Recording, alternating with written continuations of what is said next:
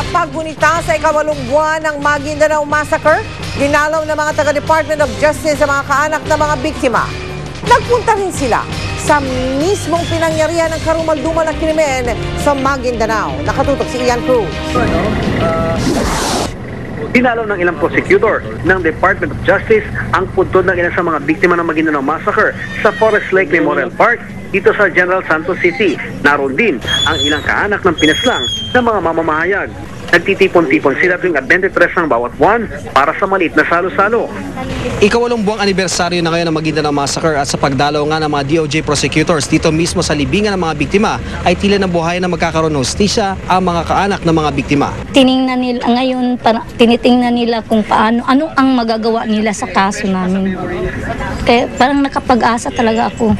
Tinahak ng mga prosecutor ang daan tungo sa lalawigan ng Maguindanao. Gwardyado ang aming convoy ng mga sundalo at pulis. Sa bahagi ng Sitio Malatin, sa barangay Salaman ng Patuan, huminto ang aming grupo.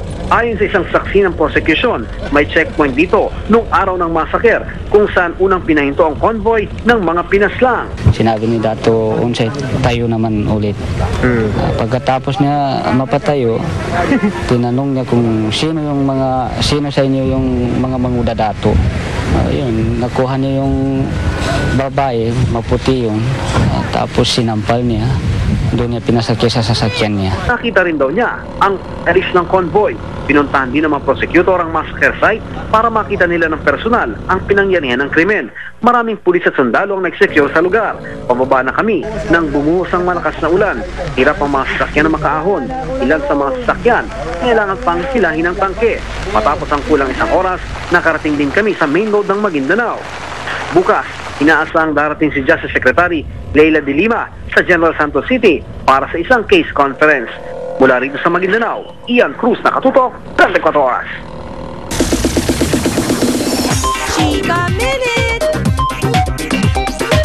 Kaabang-abang ang episode ng Endless Love ngayong gabi dahil magbabalik na ang kontrabidang si Shirley. Sina din sa Monte ang gaganap bilang grown-up Shirley. Nahahadlang sa love story ni Jenny at Johnny na ginagampanan ni Marian Rivera at Dingdong Dantes. Malalaman na rin ang kasintahan ni Johnny na si Yumi at ng manliligaw ni Jenny na si Andrew na hindi magpinsan ang dalawa. Ginaganap ngayon dito sa GMA Network Center ang isang Thanksgiving dinner para sa successful run ng kantaseryeng Diva. Tinututukan yan live ni Aubrey Carampel. Aubrey. Pia, none other than the Diva herself ang unang cast na dumating dito sa Thanksgiving dinner. Emotional daw si Regine sa nalalapit na pagkatapos ng kantaserye. Mamimiss daw niya kasi ang halos araw-araw nilang taping, pati na ang buong cast, staff at crew ng Diva. Nagpapasalamat si Regine sa lahat ng patuloy na tumatangkilik ng Diva na hindi bumitaw sa panonood mula nang magsimula ang kantaserye 5 months ago. Asahan daw ang isang bonggang finale na tiyak na ikatutuwa ng Divanatics. Parang surprise din yata yun sa akin eh. Basta kailangan nilang panoorin, matutuwa lahat. Nang usisain namin kung sino nga ba ang makakatuluyan ni Melody at ano na nga ba ang kahinatnan ni Sampaguita, tikom ang bibig ng Geisha Songbird. May mangyayari sa kanya. And that's why you have to please keep watching. Kasi talagang, keep on watching. Kasi talagang, medyo, ito na lang re-reveal ko, medyo babagsak siya. Pero, babangon ulit siya. Sinong makakatuluyan ni Melody? Ayun ang hindi ko pwede i-reveal. Secret. Baka malay nyo yung dalawang makatuluyan. Pia, kasalukuyang ginaganap na rin ngayon ang press con at dumating na rin ang iba pang cast na sina Gloria Diaz, TJ Trinidad, Jaya at Ina Asisio. At next week na ang huling linggo ng Diva, kaya wag raw itong dapat palampasin ng fans. Pia? Congratulations sa Diva at maraming salamat sa iyo, Aubrey. Binisita ng GMA News ang first Spin It Win It winner sa kanyang bahay sa Bacolod, Negros Occidental. Ayon kay Arsenia Pilio, halos himatayin siya nang malamang siya ang winner sa pilot episode ng game show noong July 20. 14 entries ang isinali niya. Malaking tulong daw sa kanya ang premyo na 420,000 pesos tax-free. Nauubos daw kasi ang perang ipinapadala ng kanyang asawa mula Saudi sa gastos, allowance ng mga anak at panghulog sa lupa. Ang una niyang gagawin sa premyo, bayaran ang lupa. At kung kakayanin daw, magpapatayo na sila ng sariling bahay at negosyo. Marami na nag-aabang sa Philippine run ng hit Broadway musical na Cats. Pero ang bida nitong si Lea Salonga, na-injure daw sa kanilang technical rehearsal kagabi. Alamin ang lagay ni Lea sa chika ni Lars Santiago. Handa na ang lahat para sa pagtatanghal ng musical na Cats sa CCP Main Theater. Pabuloso ang set.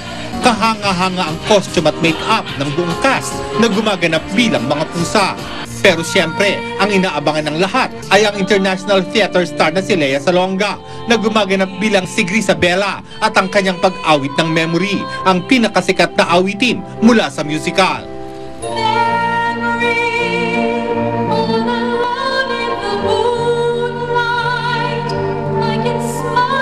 Ayon kay Lea, ang Cats ang pinakamahirap na musical na ginawa niya dahil sa napakaraming dance number na kailangan niyang gawin. Even though I'm all the way in the back, I still have to perform big, and the choreography, I still have to do everything at the same level that everyone else is. And even though they say, oh yeah, this is easy, it's nothing difficult, and I'm like, easy? You've got to be kidding me.